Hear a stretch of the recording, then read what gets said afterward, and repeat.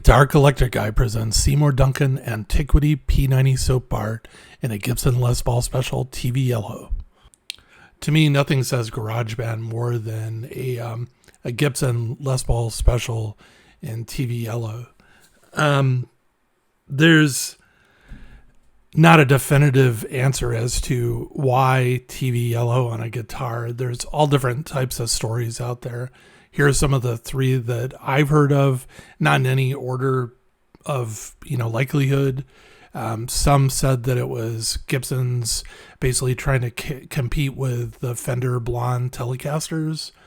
Others said that a lot of the TV boxes at that time, the TV sets, the actual wood frame around the TV was actually very similar in color, so hence the name TV Color. Someone else said that in conversations with Les Paul and so on, that they came up with a color that would look good broadcast on a black and white television, and this was basically it. I don't know the answer other than I love the guitar, I love how it looks, and I also love just kind of the guttural kind of noise that comes out of these guitars when plugged into an amp. So I had a set of the Seymour Antiquity P90 Soapbar, and I wanted to try them out and put them in a guitar that I think that they'd be the perfect fit for. They're supposed to be vintage correct of the early Les Paul bridge pickups that you would find. Everything from the covers, same hand-fabricated bobbin, the enamel mag wire and flatback tape, and all of this in a drop-in replacement for any standard P90. They come in black or cream aged covers. They're aged, so you could actually drop them on a period accurate guitar and they would actually look correct to that guitar. I'd never opened up this guitar before, and I was considering replacing the wiring harness as well, but when I opened it up, it had a pretty good well-made wiring harness that looked like it probably had quite a few years in it. So all I really had to do was remove the old pickups. And I did this one at a time. I removed the bridge pickup first, leaving the neck pickup in place, and then I soldered the bridge pickup in. What I didn't realize, though, and what I realized later on when I'm testing this out, that whoever wired this guitar actually wired it backwards. So when you have the three-way selector switch and you're in the rhythm position, it's actually playing the treble or bridge pickup. And when you drop down into the treble position, it's actually playing the rhythm or neck pickup. And I didn't make a mistake because I left one pickup soldered while I unsoldered and soldered in the other. And but I did catch it at the end, and it's a really good reason why you go through the testing of your pickups before when you're doing work like this, before you button things up, because I quickly then desoldered and switched them around and I was good to go. I left the mistake in the video because I thought it was kind of important to show the importance of the testing and what to look for, and I really should have paid attention to the wiring diagram, but I thought, to be honest with you, if you're replacing one pick up at a time and you just literally replace the wires, you should be good to go. I was wrong. So replacing the pickups, the P90 pickups on this type of a Les Paul is really, really easy, straightforward.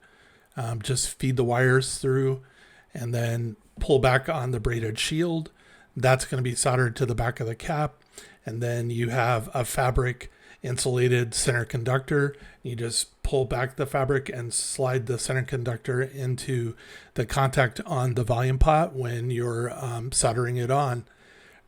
Two connections, like I said, pretty easy. So simple job to do.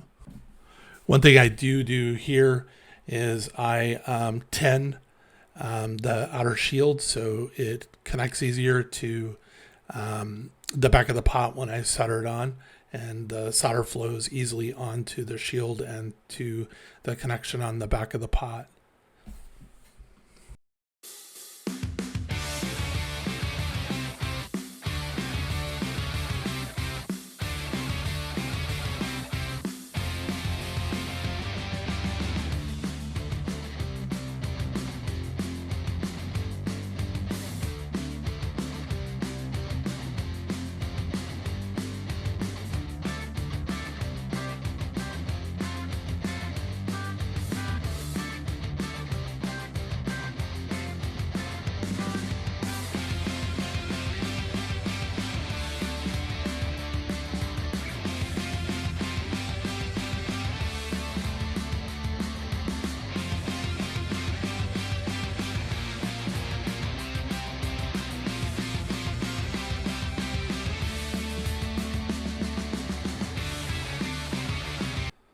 So the pickups are held in place. There's a metal plate inside of the body of the guitar with 2 holes drilled, and you put the screws through the 2 holes in the pickup. You'll find that there's springs on the other side, and you just kind of rest the pickup in place. And you'll actually, be honest with you, feel the screws mate with the holes, and then you just kind of tighten them down.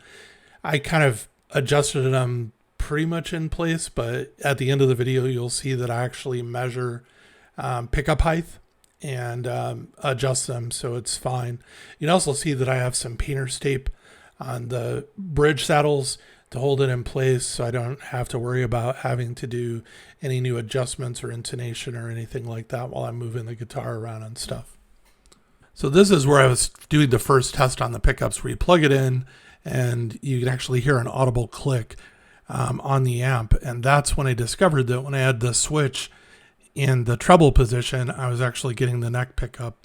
And when I had it in the rhythm position, I was getting the bridge pickup. So I quickly just, I didn't have things closed up, went in and desoldered the shield off and the conductor off of the pot, and then just swapped them out, and then went back and tested it again, and everything was cool. Either the person who had this guitar before didn't know how to solder and didn't know how to fix it, really didn't, thought it was something that they could live with, but I don't know. It would bother the hell out of me if I had a guitar and it was wired backward. I mean, literally within a day's time, I'd probably be back in the garage, fixing it, because it would just literally just drive me nuts knowing it's that way.